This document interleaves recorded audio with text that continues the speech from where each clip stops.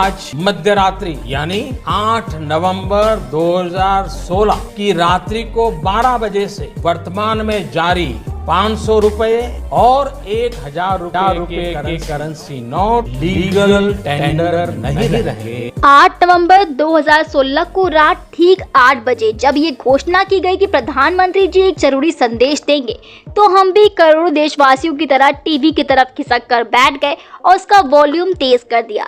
8 बजने के चंद सेकेंड पहले पीएम टीवी स्क्रीन पर सेना अध्यक्षों से मिलते हुए नजर आए, तो हमें लगा कि कुछ सीमा पर हो गया है। फिर प्रधानमंत्री जी ने अपना वक्तव्य शुरू किया और जब उनका ये वाक्य गूंजा कि आज रात 12 बजे से 1000 और 500 रुपए के नोट लीगल टेंडर नहीं रहेंगे, तो पहले तो किसी को कुछ समझ में विशेष नहीं आया। फिर ये वाक्य जब कई बार दोहराया गया तो बात समझ में आ गया।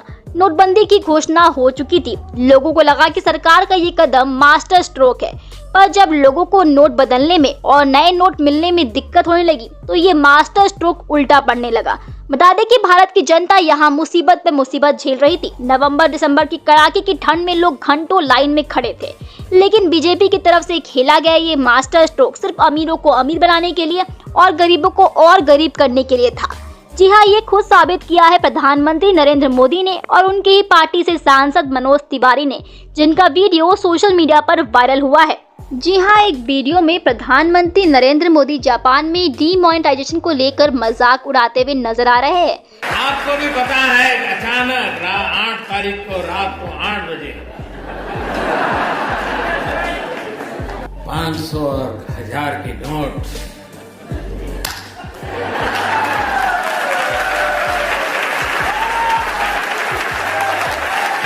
घर में शादी है, पैसे नहीं,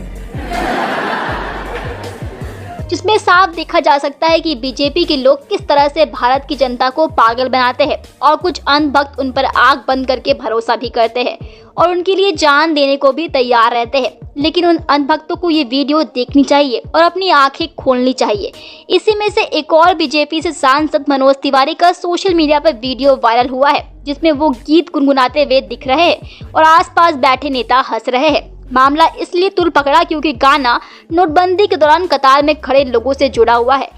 अभी वो एक दिन एबीपी खुद चलाया, मैं गया था अपने यहाँ लाइन में, जब लोग लगे थे तो मैं सोचो क्या कहूँ, तो ये सब खुश होंगे, तो मैंने कहा कि देशभक्त है कतार में, एकदम सब सीरियस, सब मुस्कुराने लगे। हाँ।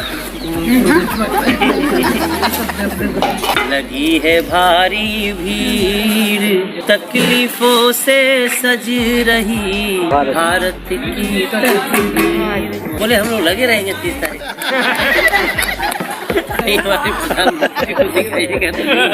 मनोज तिवारी लाइन में खड़े लोगों का मजाक बना रहे हैं और ये दिखाता है बीजेपी की सच्चाई को कि वो असल में जनता को सिर्फ मोहरा बनाते हैं अपने फायदे के लिए। ये दोनों वीडियो गवाह है कि बीजेपी के नेता हो या फिर राजनेता, मंत्री हो या फिर सांसद, सबके सब लोग हिंदुस्तान की जनता को सिर्फ इस्तेमाल कर रहे हैं अपने फायदे के लिए। लेकिन बीजेपी के गिरगिट जैसे लोगों के बीच कुछ ऐसे लोग हैं जो सिर्फ भारत और भारत की जनता के लिए काम करते हैं।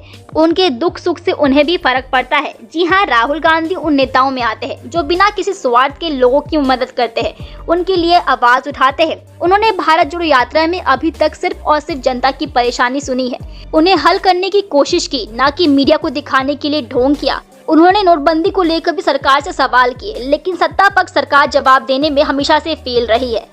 प्रधानमंत्री आए, नोटबंदी की, आपको कहा काले धन के खिलाफ लड़ाई है, पूरा देश बैंक के सामने खड़ा के खिलाफ कुछ नहीं हुआ।